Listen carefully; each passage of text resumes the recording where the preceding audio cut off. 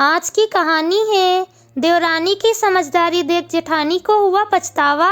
कहानी पसंद आए तो कहानी को लाइक और चैनल को सब्सक्राइब जरूर करें। लक्ष्मी ने अपनी सास कोकिला जी से कहा, माँ जी देखिए मैं आप सबके लिए क्या लेकर आई हूँ। लक्ष्मी सास ससुर पति देवर सबके लिए महंगे कपड़े लेकर आई थी, सिवाय देवरानी निशा के। किचन में निशा को जाते देखकर लक्ष्मी ने कहा, निशा सुनो ना, ये लो देवर और बच्चों के लिए नया टेबलेट लेकर आई हूँ। निशा ने कहा, भाभी मैंने एक बात आपको पहले भी समझाई थी और आज फिर कह रही हूँ, इतने महंगे गिफ्ट हर महीने लाने की क्या जरूरत है। पैसों की बचत करना सीखो। आज की बचत ही कल हमारे काम आती है। आप पूरी सैलरी खर्च कर देती हो, वो भी हर महीने। भाभी मैं आपकी भलाई के लिए ही कह रही हूँ। इतना सुनते ही लक्ष्मी को गुस्सा आ गया। उसने कहा, निशा पता था कि तुम अपना लेक्चर जरूर दोगी, इसलिए मैं तुम्हारे लिए कुछ नहीं लाई, ना कभी लेकर आऊंगी। तुम ये सब मेरी भलाई के लिए नहीं, अपनी जलन में कह रही हो। तुमको जलन होती है कि मैं तुमसे ज्यादा कमाती हूँ। तुम सबके लिए इतने महंगे गिफ्ट ला ही नहीं सकती, क्योंकि इसके लिए बड़ा दिल चाहिए, जो तुम्हारे पास बिल्कुल नहीं है। यह सब सुनकर निशा की आंखों में आंसू आ गए। वो अपने रूम में जाने लगी। तभी कोकिला जी ने कहा, रुको निशा। लक्ष्मी बहू तुम कैसे बात कर रही हो निशा से? छोटी होकर तुमको तुम्हारी भलाई के लिए समझा रही है और तुम उसको जलन का नाम दे रही हो। आज एक बात तुम मेरी ध्यान से सुन लो, तुमको एक दिन जरूर पछतावा होगा। लक्ष्मी वहां से गुस्से में अपने रूम में चली गई। फिर अपने पति रजत को ये बात बताई और कहा, रजत बुरा मत मानना, मैंने लव मैरिज की और देवरानी माँ जी की पसंद की बहू हैं, इसलिए माँ जी देवरानी को ज्यादा प्यार करती हैं। तब रजत ने कहा, लक्ष्मी आज एक बार फिर मैं तुमको समझा रहा हूँ कि तुम जितना गलत निशा को समझती हो, वो उतनी ही समझदार और सुलझी हुई है। वो छोटी होकर भी तुमको हमेशा तुम्हारी भलाई के लिए ही समझाती है। देखो रजत तुम भी नहीं समझ रहे, मैं कोई छोटे मोटे घर की बेटी नहीं हूँ। मुझे पैसों की कोई कमी नहीं है।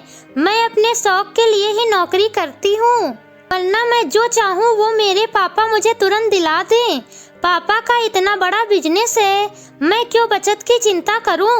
अगले दिन लक्ष्मी अपने दोस्तों के साथ घूमने जा रही थी। अभी हॉल में बैठी देवरानी पर नजर गई। उसने गुस्से से अपना पर्स उठाया और फोन हॉल की टेबल पर ही भूल गई। निशा ने आवाज देनी चाहिए तो कोकिला जी ने रोक लिया। कहा, जाने दो, वैसे भी एक और फोन है उसके पास। कुछ देर बाद लक्ष्मी के फोन पर उसके भाई का फोन आ गया। बिना आवाज सुने रोते हुए बताया कि दीदी जल्दी अस्पताल आ जाओ, पापा को अस्पताल लेकर जा रहे हैं। कहते हुए फोन रख दिया। निशा के साथ पूरा परिवार अस्पताल पहुंचा। वहां जाकर पता चला कि उनका ऑपरेशन होने जा रहा है। लक्ष्मी का भाई लखन बेंच पर बैठा रो रहा था।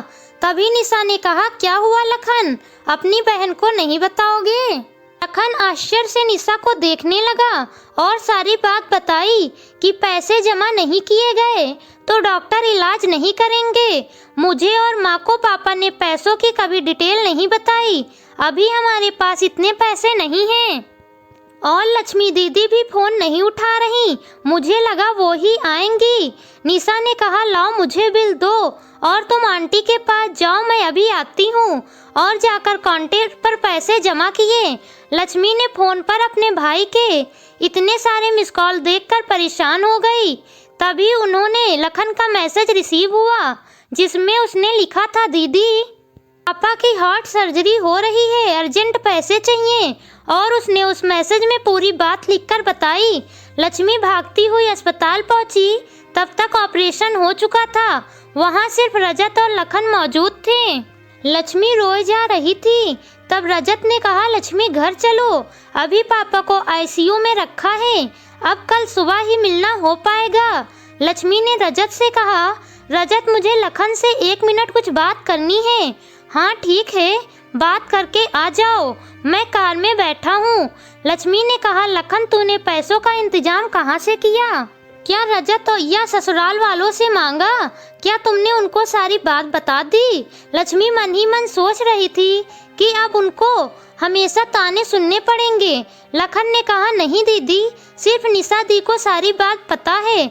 उन्होंने ही अस्पताल के पैसे दिए बिना किसी को बताए। दीदी वह बहुत अच्छी हैं, डॉक्टर से भी बात की। अगर आज वो न होती तो न जाने क्या होता। वो तो माँ को भी अपने साथ घर लेकर गई हैं। लक्ष्मी सन्न हो गई सुन के कि जिस देवरानी की इज्जत उसने कभी नहीं की, आज उन्होंने उनके लिए इतना कुछ किया। घर पहुंचकर उसने देखा कि निशा उसकी माँ का सिर दबा रही थी। लक्ष्मी माँ के गले लग गई। लक्ष्मी ने रजत से कहा, रजत जरा निशा को रूम में भेजना। निशा रूम में आते ही बोली, भाभी मैंने तुम्हें रोने से इसलिए रोका क्योंकि आंटी जी बहुत देर से रो रही थी और उनका सिर दर्द होने लगा था। वो घर पर अकेली रहती तो ज्यादा सोचती, इसलिए अपने साथ ले आई। आपको बुरा लगा हो तो माफ कर दीजिए। लक्ष्मी ने निशा का हाथ पकड़कर कहा, निशा माफी तो मुझे तुमसे मांगनी चाहिए।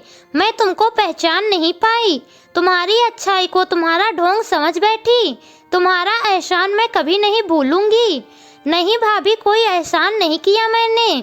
वो भी तो मेरे माता पिता समान ही हैं और बहनें कभी एक दूसरे पर एहसान नहीं करती। आप तो मेरी बड़ी बहन जैसी हो। लक्ष्मी ने निशा को गले लगाते हुए कहा, अब तुम्हारी बड़ी बहन कभी कोई गलती नहीं करेगी और तुम्हारी हर बात मानेगी।